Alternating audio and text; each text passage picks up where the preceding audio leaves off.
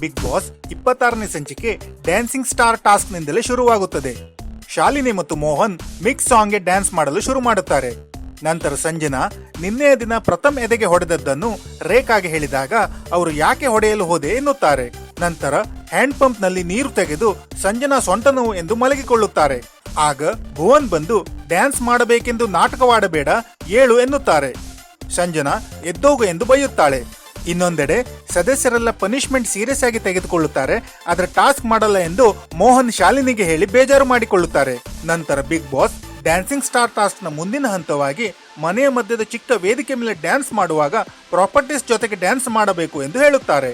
ನಂತರ ಡ್ಯಾನ್ಸ್ ಮಾಡುವಾಗ ಪ್ರಥಮ್ ಪ್ರಾಪರ್ಟಿ ಸರಿಯಾಗಿ ಬಳಸದಿದ್ದಕ್ಕೆ ಪ್ರಾಪರ್ಟಿ ಸರಿಯಾಗಿ ಯೂಸ್ ಮಾಡಿಕೋ ಎಂದು ಮೋಹನ್ ಅವರಿಗೆ ಹೇಳುತ್ತಾರೆ ಮತ್ತು ಮಾಳವಿಕಾಗೆ ಕ್ಯಾಪ್ಟನ್ ಕೆಲಸ ಈಗ ಅರಿವಾಗಿದೆ ಎಂದು ಮೋಹನ್ ಹೇಳುತ್ತಾರೆ. ಅದಕ್ಕೆ ಓಂ ಪ್ರಕಾಶ್ ರಾವ್ ಅವರು ಮಾಳವಿಕಾ ಕ್ಯಾಪ್ಟನ್ಶಿಪ್ ಸರಿಯಾಗಿ ಟೇಕ್ ಆಫ್ ಆಗಲಿಲ್ಲ ಎನ್ನುತ್ತಾರೆ. ನಂತರ ಮೋಹನ್ ಅವರು ಪ್ರಥಮ್ಗೆ ಮನೆಯೊಳಗಿನ ವರ್ತನೆ ತಿಳಿಸುತ್ತಾ ಇದ್ದ ಹಾಗೆ ಮೋಹನ್ ಮತ್ತು ಪ್ರಥಮ್ ಅವರಿಗೆ ವಾಗ್ವಾದ ನಡೆಯುತ್ತದೆ. ಇನ್ನೊಂದೆಡೆ ಸಂಜನಾ ಸೊಂಟದ ನೋವು ಸಂಜೆಯೊಳಗೆ ಕಮ್ಮಿಯಾಗದಿದ್ದರೆ ಎಕ್ಸ್ರೇ ತೆಗೆಯಬೇಕೆಂದು ಕಾವ್ಯ ಅವರು ಭುವನ್ಗೆ ಹೇಳುತ್ತಾರೆ.